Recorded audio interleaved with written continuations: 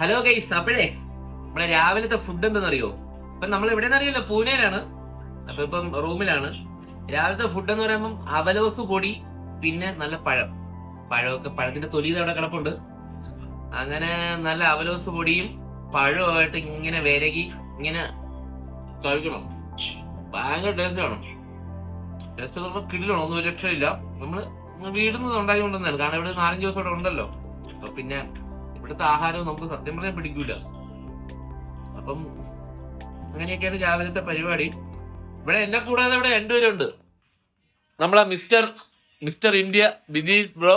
ഇങ്ങനെ ഒരു കുരിപ്പിനെ ഞാൻ കണ്ടില്ലല്ലോ. ഇതിനെ നീ ഇപ്പൊ ഉണ്ടാക്കിയതാണോ?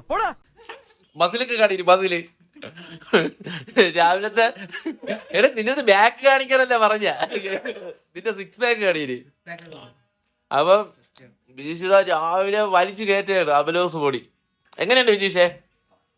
ഉറച്ചു പറയടേ, വല്ല ഉണ്ടാക്കി സൂപ്പർ അല്ലേ? പിന്നെ ആള് നീ എവിടെന്നാണ് വന്ന മരഭൂതമേ? എന്തിന് വെള്ളം ഒഴിച്ചാണ് അബലോസ് പൊടിയില്?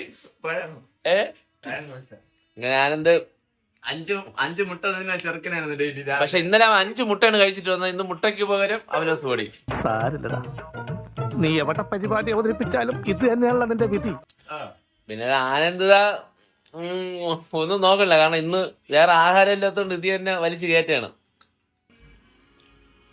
അങ്ങനെ ഞങ്ങളിന്ന് ഫുഡൊക്കെ കഴിച്ചിട്ട് ഇനിയിപ്പോ നമ്മൾ പുറത്തോട്ട് ഇറങ്ങും. അപ്പൊ ഇവിടുത്തെ ചെറിയ കാഴ്ചകളൊക്കെ കാണണം. ഇതൊക്കെയാണ് പരിപാടികൾ. അപ്പം അടുത്ത വീഡിയോ വീണ്ടും കാണാം. ഓക്കെ.